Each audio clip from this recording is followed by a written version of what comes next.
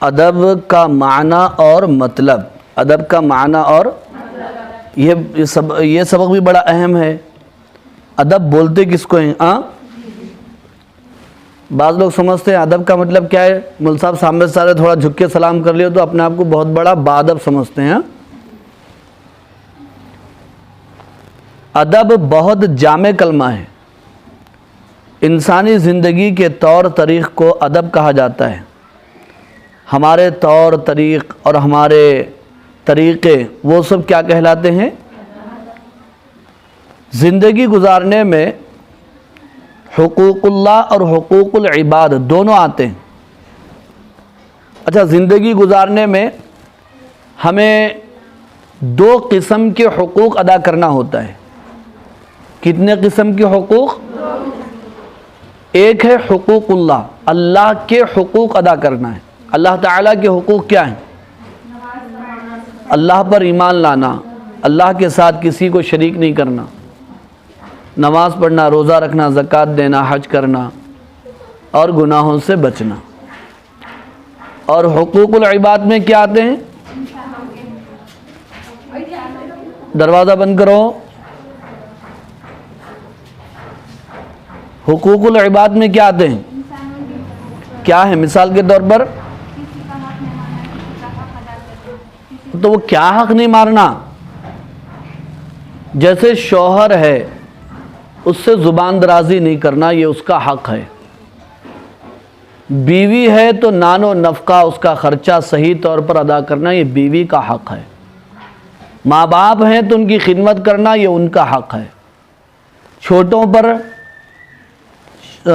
شفقت و رحم کرنا، یہ چھوٹوں کا حق ہے۔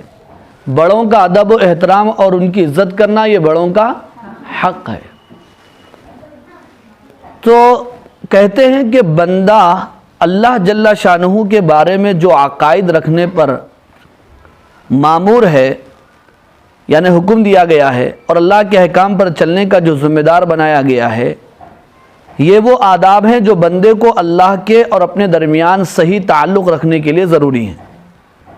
فرائض اور واجبات، سنن اور مستحبات وہ امور، وہ چیزیں ہیں جن کے انجام دینے سے حقوق اللہ یعنی اللہ کے حقوق کی ادائیگی ہوتی ہے۔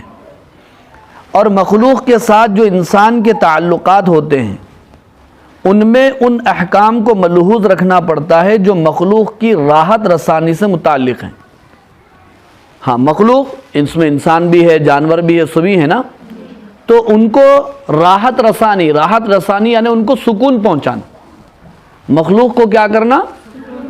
ہاں، ان میں بھی واجبات ہیں، مستحبات ہیں، اور ان کی تفصیل و تشریح بھی شریعت محمدیہ میں وارد ہوئی ہے۔ یعنی مخلوق کے حقوق بعض واجب ہے، بعض مستحب ہیں، یہ تفصیل شریعت میں آئی ہے۔ یہ وہ آداب ہیں جن کا برتنا مخلوق کے لیے باعث راحت و رحمت ہے۔ خلاصہ یہ ہے کہ لفظ ادب کی جامعیت حقوق اللہ اور حقوق العباد دونوں کو شامل ہے، دونوں کو۔ ہاں، ادب خالی ہاتھ بن کے کھڑے ہونے کا نام ادب نہیں ہے، ہر ایک کا حق ادا کرنے کا نام کیا ہے؟ ادب ہے۔ اب اسی سے بات سمجھ میں آ جائے گی ہم کتنے باادب ہیں اور کتنے بے ادب ہیں۔ یہ جو حضور اقدس صلی اللہ علیہ وسلم نے فرمایا، اچھے ادب سے بڑھ کر کسی باپ نے اپنے بچے کو کوئی بخشش نہیں دی، اس میں پورے دین کی تعلیم آ جاتی ہے، کیونکہ دین اسلام اچھے ادب کی مکمل تشریح ہے۔ بہت سے لوگ لفظ ادب کے معروف معنی لے کر اس کا رواجی مطلب لے لیتے ہیں، اور انہوں نے اٹھنے بیٹھنے کے طریقوں تک ہی ادب کا انحصار سمجھ رکھا ہے۔ نماز چھوڑ دیے، روزے چھوڑ دیے، زکوٰۃ چھوڑ دیے، لوگوں کو معاف کرنا چھوڑ دیے، دلوں میں نفرت کی غلاظت بھری ہوئی ہے، غرور اور تکبر کی غلاظت بھری ہوئی ہے۔ خالی اس طریقے کے کپڑے پہن لے کے، عورتیں اگر رہے تو زیور پہن لے کے، اچھی مہندی لگا لے کے آئیے، بیٹھیے، تشریف رکھیے، اپنے آپ کو بہت بڑے اخلاق والے سمجھ رہے، ادب والے سمجھ رہے۔ ادب والے ہیں یہ؟ بے ادب ہے، سب سے بڑے بے ادب ہے، لوگوں کو دھوکہ دے رہے ہیں اور اپنے آپ کو بھی دھوکہ دے رہے ہیں. تو اللہ تعالیٰ ہمیں با ادب بنائے، با اخلاق بنائے. بات سمجھ میں آ رہی؟